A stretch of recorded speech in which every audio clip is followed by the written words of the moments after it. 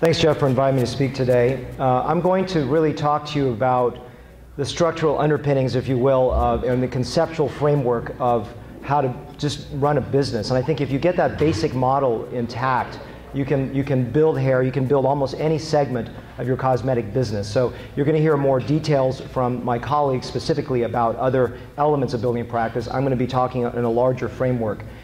The first thing I want to talk about is mentorship, and Ed Williams was my mentor, and it's so important to have someone blaze the path in front of you that you could be a role model.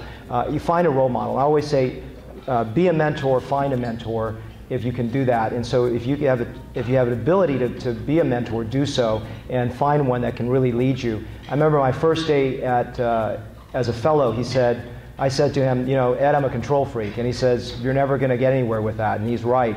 You have to let things go. You have to have inspirational leadership for your staff, and you've got to be someone that can be in control of himself. I never get angry, and it's because of what I saw with Ed. You know, Ed said you can't control other people if you can't control yourself.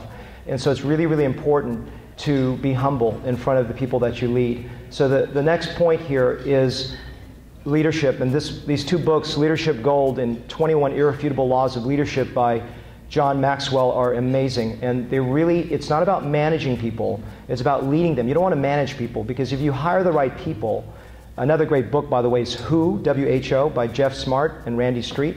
Amazing book in understanding how to top grade and hire new staff.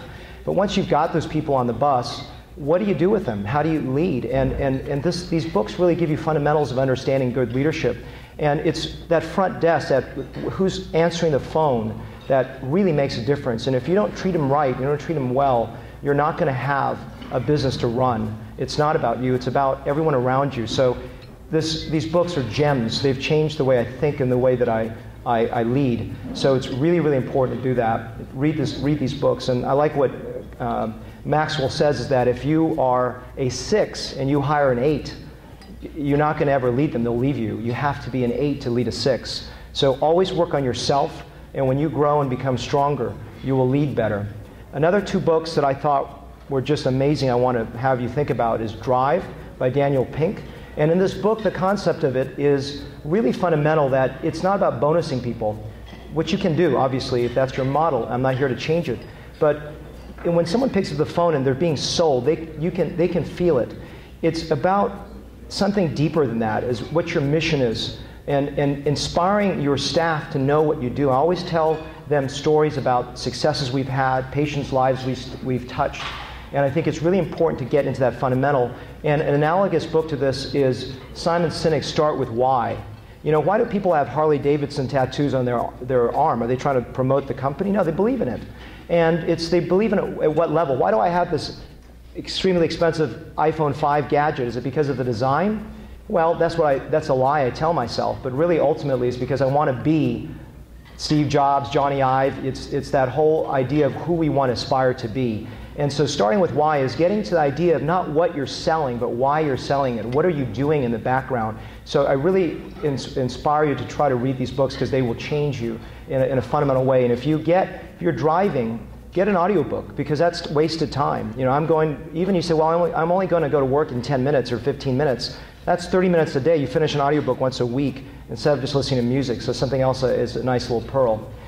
This is a great book by Jonathan Haidt, is The Happiness Hypothesis. And in this book, he talks about Mihaly Csikszentmihalyi, who talks about the concept of flow. In flow, I was talking to a doctor from Portugal, I think he's maybe here in the audience, and he was saying after a 10-hour microsurgery case, he's elated, he's high, he's not tired, he's not drained.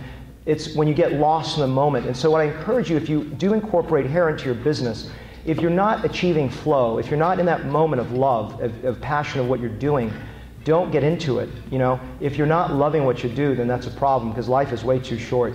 And really help your staff get into it. So if you're not happy, don't do it. Energy. Energy is so important, because we only have so much energy. And I've learned to say no. And if I get invited to speak, if I don't want to go there, I'm not going. But if it's understanding, picking and choosing your battles in life. And it's really delivering your passion of saying, what should I spend my time in? And I'm part of this business group called Entrepreneurs Organization.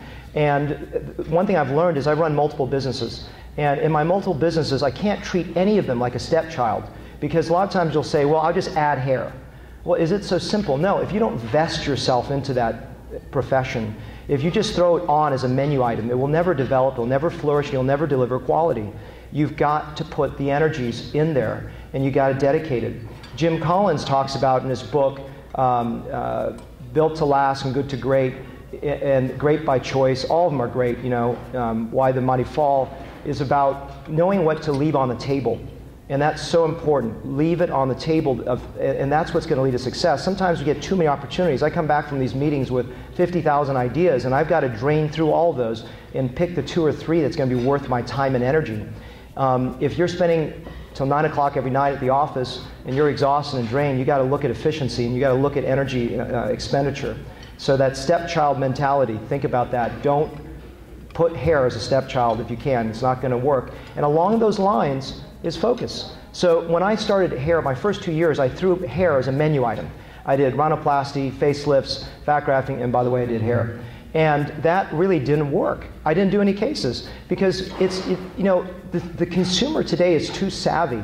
You've got to build a dedicated website. You've got to build dedicated marketing. You've got to build a dedicated mission and a dedicated message to your consumer. So you just can't tack it on. And you've got to be focused and really work to get better. And that is so important. The website I have, and men are 80% of my market, they're more technically oriented. So you want to focus your web message to be more technically oriented about why you're better at maybe recipient site creations, donor harvesting, et cetera. So you want to focus that message. And along those lines, you want to be educated. And education is a lifetime mission. And you know, I run that course in St. Louis. I said, this is the beginning of your life. And I say, at the end of the weekend, if you feel like you can't do this procedure, I've failed you. But if you feel like you can, I've also failed you. Because we need to push forward and constantly, I'm learning as much as I am teaching here. I'm in fact learning more than I'm teaching here by a huge measure. And it takes time to see. Arrogance is not going to help you, but humility will. I was sitting next to a facial plastic surgery colleague in San Diego in January of this year, and he says, oh, I can spot out a fake transplant a mile away. I said, the guy in front of you has a hair system, and the guy to the right of you has a crown transplant. And he says, there's no way. But he doesn't see. Just like if you don't do rhinoplasties, you probably will spot out a lot fewer fake ones than I will. But you have to train your brain to see, and it will evolve. My first few years, I couldn't see the fake results that are here. And so my standard of care of what's natural is much higher than those people just starting out. But you will build it if you constantly push. And mastery is an asymptote. You continue to push toward mastery, but you'll never get there. And the day you get there is the day you die. Because when you're green, you're growing. And when you're ripe, you're rotting. We're all green. We have to be green to build. And the way I teach is through a Socratic method, because I really believe, and not to push the St. Louis course again, but it's not financially why I'm doing it. It's about getting your hands wet. When I see you do something and I work and interact with you, that's the best way to learn. In 5 minutes, I can give you 20 hours worth of education by seeing what you do. And that's so important.